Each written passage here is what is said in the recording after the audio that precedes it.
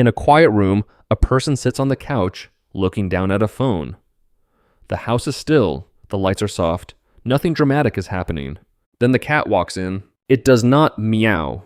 It does not jump. It does not do anything big enough to pull the whole room toward it.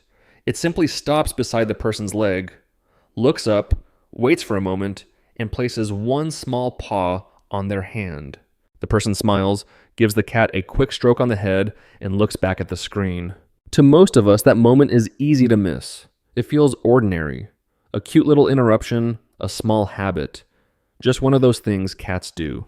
But to the cat, it may have been a complete sentence. Because cats are not silent creatures. They simply speak in a language much quieter than ours. They do not say, "I missed you." They do not say, "I feel safe here."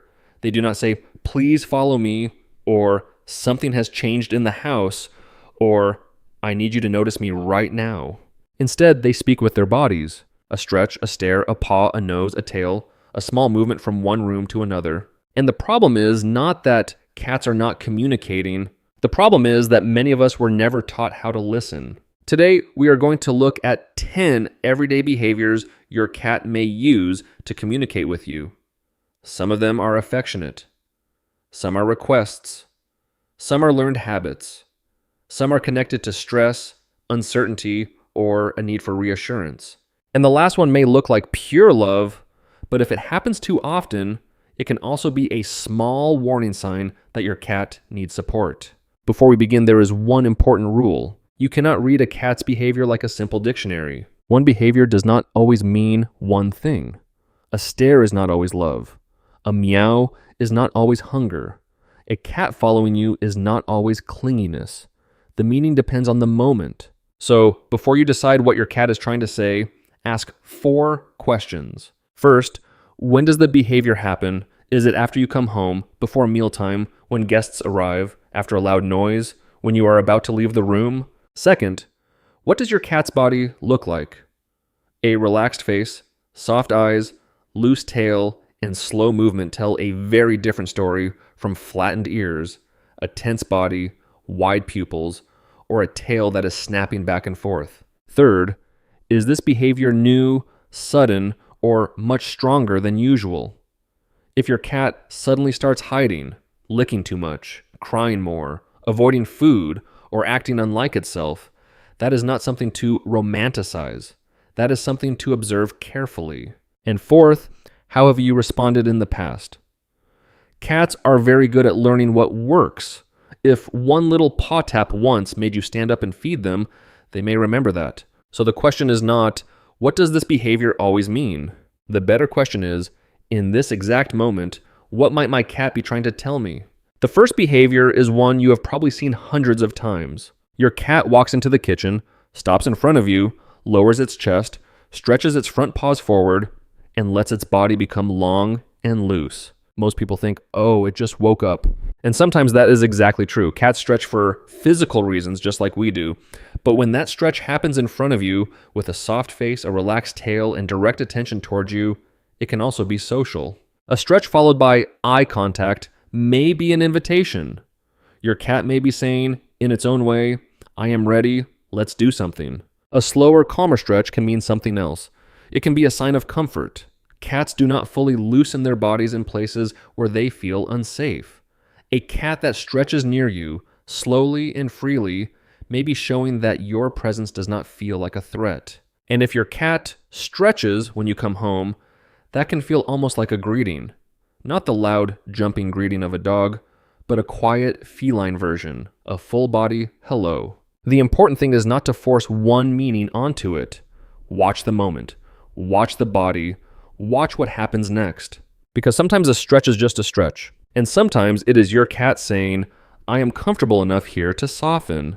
The second behavior is the stare. You are moving through the house, making coffee, folding laundry, answering an email, and suddenly you feel it before you see it. Someone is watching you. You turn around, and there is your cat sitting still, eyes fixed on you. It can feel a little intense.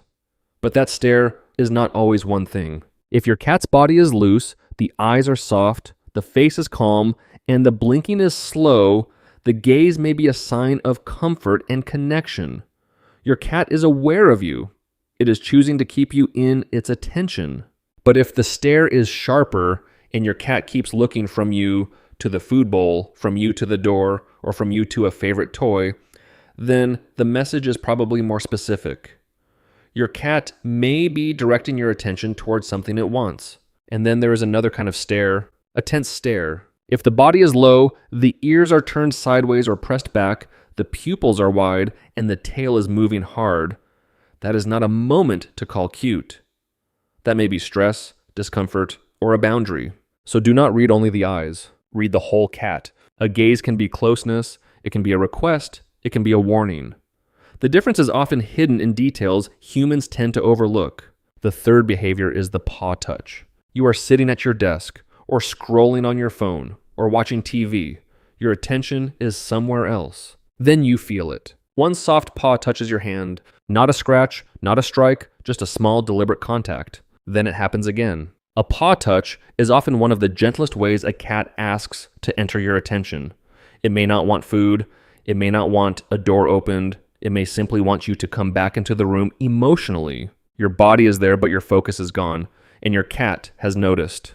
If you have responded to this before with a scratch under the chin, a kind voice, or even by standing up, your cat may have learned that the paw works. This is not manipulation in the human sense. It is communication that has been rewarded. But the paw touch can change meaning depending on the setting. If you are preparing food, it may become more rhythmic, more urgent, and more clearly connected to what is in your hand. If there has been a loud noise, a stranger in the house, or tension in the room, the same paw may mean something softer. It may be a request for reassurance. To you, it is just a small paw on your skin. To your cat, it may be the quietest possible way of asking, "Are you still here with me?" The fourth behavior is the nose nudge. Maybe your cat has already looked at you. Maybe it has touched you with a paw. Maybe you still did not respond.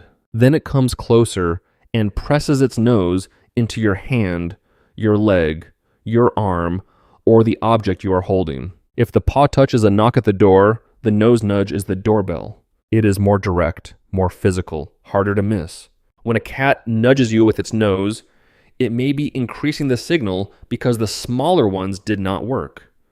If the nose is aimed toward a bowl, a bag of food, a closed door, or the hand holding a toy, the message is often very specific. Look here, this matters. Pay attention to this. But a nose nudge is not always a demand.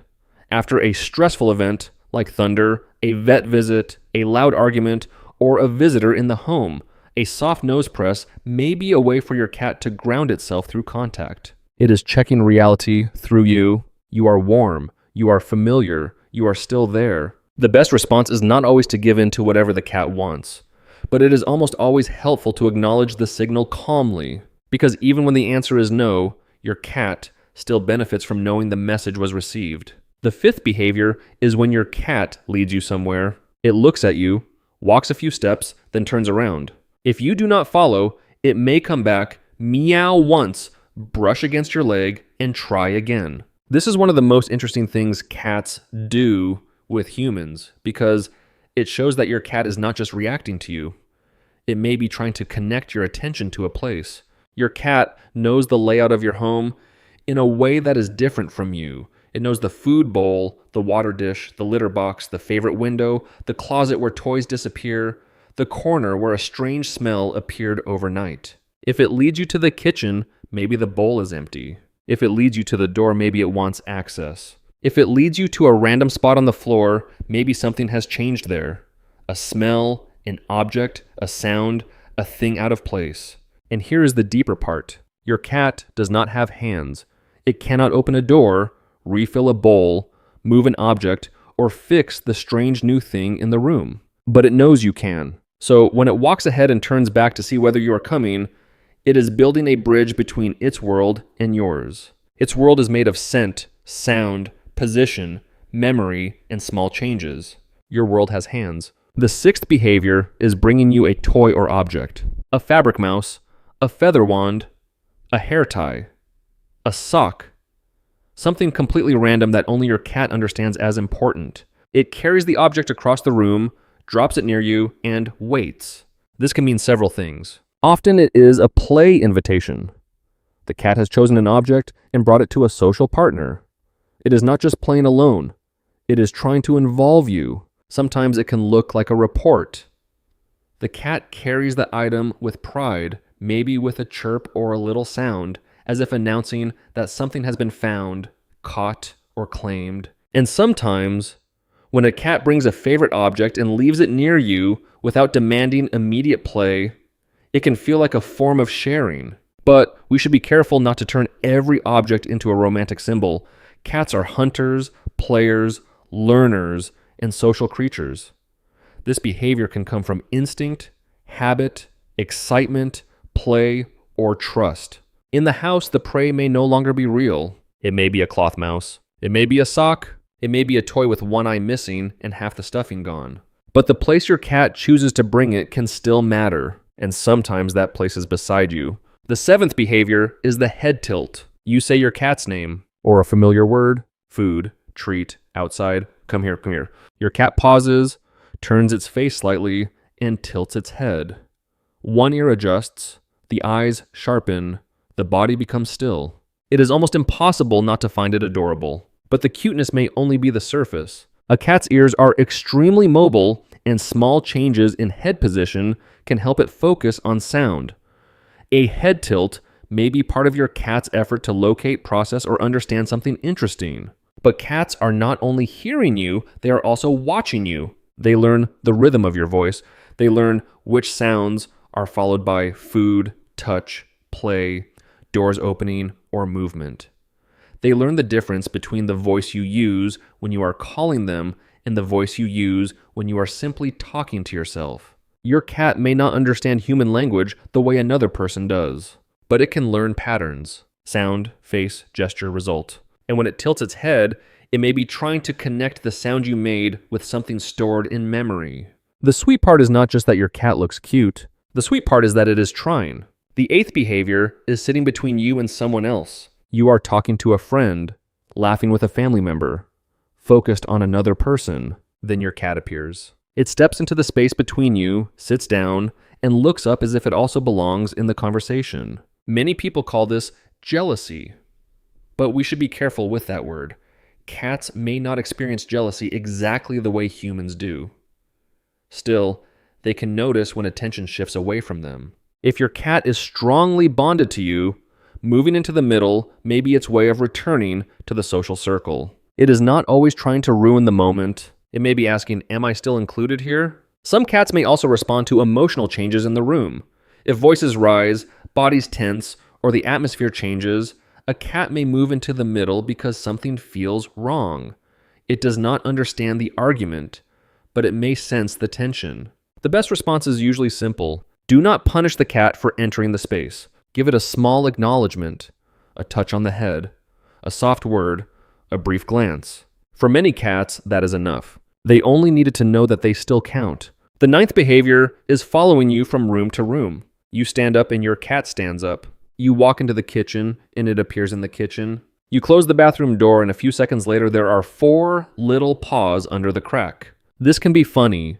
It can be sweet. Sometimes it can be frustrating, but it is rarely meaningless. Some cats follow because they are socially bonded to their person. You are part of their group. When the group moves, they move. Some cats follow because they are optimistic. They have learned that when you get up, the world changes. Food may appear, a door may open, a toy may come out, something interesting may happen. And for some cats, especially those with a history of instability, following can be connected to anxiety. If your cat panics when you disappear, cries constantly, scratches at doors, stops eating, or changes its normal habits, the behavior deserves more attention. But for many cats, following is simply proximity. Being near you feels better than being far away. And that may be the most emotional part of all. You may think your cat is following you, but in your cat's world, the safest place in the house may have just stood up and walked into another room. The 10th behavior is licking your hands or face. Your cat is lying beside you. It lowers its head and licks your hand. Maybe your fingers. Maybe your face. Maybe your hair after you have been outside. Many people immediately read this as love. And often, It can be connected to affection, familiarity, and social bonding. Cats groom themselves constantly, and social grooming can be part of closeness between cats that trust each other. When your cat licks you, it may be treating you as familiar, safe, and part of its world. But licking is not only affection, it is also information. Your skin carries scent, food, soap, other animals, outside air, the places you have been, and the things you have touched. A lick is contact, but it is also investigation. Your cat is reading you in a way humans cannot. And there is one more layer that matters. If licking becomes obsessive, repetitive, difficult to interrupt, or happens along with restlessness, hiding, hair loss, appetite changes, or other unusual behavior, it may not simply be sweetness.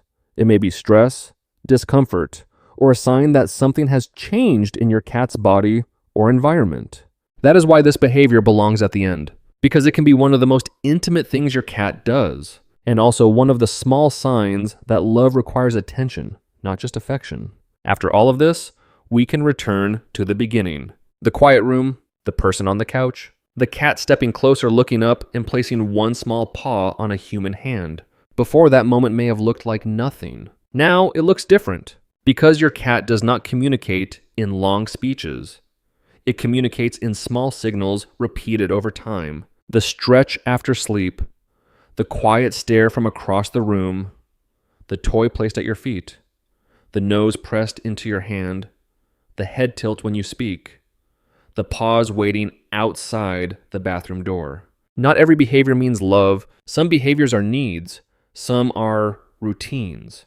Some are learned from the way you respond. Some are signs of uncertainty. And some, especially when they change suddenly or become too intense, are reminders to look more closely. But all of them tell us something important. Your cat is not just living beside you. It is watching you, learning you, responding to you, trying, in its own small language, to share a home with a species that moves too loudly and notices too little. Maybe loving a cat is not about believing we understand everything. Maybe it is about slowing down long enough to notice that the conversation has been happening all along. So the next time your cat stretches in front of you, taps your hand, leads you down the hallway, or waits outside a closed door, pause for 1 second. Look at the whole cat. The body, the eyes, the timing, the room. And let your cat know, in whatever quiet way you can, that this time the message was received. If your cat has its own special way of calling you, I would love to hear about it. Leave your cat's name in the comments and tell me the one behavior they do that always makes you stop and wonder what they are trying to say. Because somewhere in those little stories, we may find the same truth again and again. Cats are not silent. They are just speaking softly,